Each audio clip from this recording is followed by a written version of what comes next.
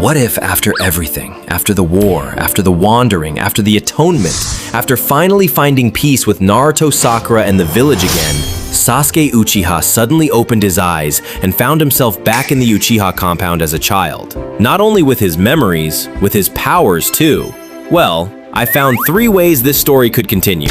In the first theory, Sasuke ruins everything by trying to save too much too early. The moment he wakes up in the Uchiha compound, he's overwhelmed. His mother is alive, his father is alive. Itachi is still his brother, not a memory buried under blood and regret. So instead of waiting and thinking, Sasuke does the one thing that even adult Sasuke could still do when his heart got involved. He acts too fast. He tells Fugaku the truth about Danzo. He warns Itachi that the massacre is coming. He tries to save Shisui before the trap is even fully set. And because he moves early, the entire village starts shifting before he has the body or chakra reserves to fully control the fallout. Danzo notices the Uchiha are acting strangely. The elders notice Fugaku pulling back from the coup. Itachi realizes Sasuke somehow knows too much, and Root starts moving ahead of schedule. This is where the disaster begins. Sasuke still has his eyes, yes. He can use terrifying techniques that no child should have, but he's still in a child's body, and that matters. His chakra pool is nowhere near what it will become later. He can switch places with Amino Tejikara a few times, maybe force a terrifying Mangekyo display, maybe burn down a squad of Root with Amaterasu, but he cannot fight the whole machine of Konoha alone. So the hidden war bursts open early. Shisui dies anyway, only now there's no quiet cover-up. Danzo accelerates everything. The Uchiha turn more openly hostile. Hiruzen loses control of the village, and Itachi is forced into the exact nightmare Sasuke was trying to avoid, only bloodier and messier than before.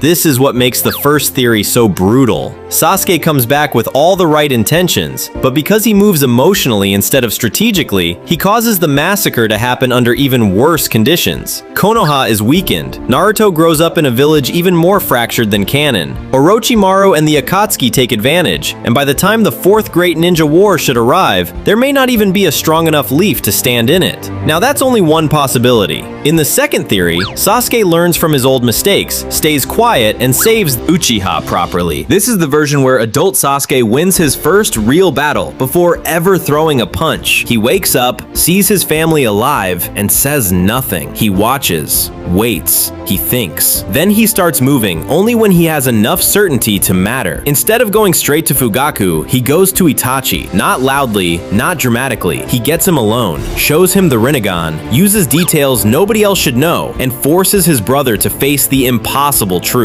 Then the two of them find Shisui. That changes everything, because the massacre only happened in canon because the Uchiha were spiraling towards revolt. Danzo sabotaged Shisui's plan, and Itachi was cornered into choosing the village over his clan. If Sasuke arrives before that collapse and keeps Shisui alive, the balance shifts completely. Danzo becomes the real target. This time, Sasuke, Itachi, and Shisui move together. Shisui never loses his eye. Kotoa Matsukami stays in play. Danzo either disappears quietly or gets exposed so completely that even the elders cannot protect him. Once he is removed, Fugaku becomes much easier to deal with, because for all his anger, he was never truly the mindless warmonger some imagine. He was a proud clan head pushed into a corner. Shisui can ease the clan back from the edge. Itachi can stabilize relations with Hiruzen, and Sasuke, for the first time in either life, grows up with his family still there. That changes the whole shape of the story. He still enters the academy, but now he is absurd. Every teacher sees him as a once-in-a-generation genius. Naruto still sees him as a rival, only now that rivalry becomes cleaner. There's less bitterness in Sasuke, less obsession with revenge, and much more control. Sakura still falls for him, but this version of Sasuke does not treat her with the same detached indifference, because she already knows what she becomes to him later. Then Team 7 forms, and this is where the timeline starts healing. Land of Waves goes far better. Zabuza is defeated faster. Haku is either saved or put down cleanly without the same chaos. During the Chunin exams, Orochimaru finds a much more dangerous Sasuke waiting for him. Without the emotional vulnerability of canon Sasuke, the Cursed Seal plan fails hard. Orochimaru may escape, but he leaves Konoha badly wounded and without his future vessel. Gaara still changes through Naruto. The Sand and Leaf still reconcile, but now Konoha has something it never had before. An intact Uchiha clan, a living Itachi, a living Shisui, and a Sasuke who already already knows how every major threat, that means the Akatsuki start losing members earlier. Deidara becomes easier to counter. Itachi's infiltration game gets even deadlier. The pain attack becomes much harder to pull off cleanly. And once the fourth Great Ninja War starts, it starts against the world that's simply far stronger than the one Obito expected. This is the hopeful branch, the one where Sasuke does not try to force the timeline into perfection. He just removes the ugliest poison early and lets the world breathe. But the third theory is the most interesting by far.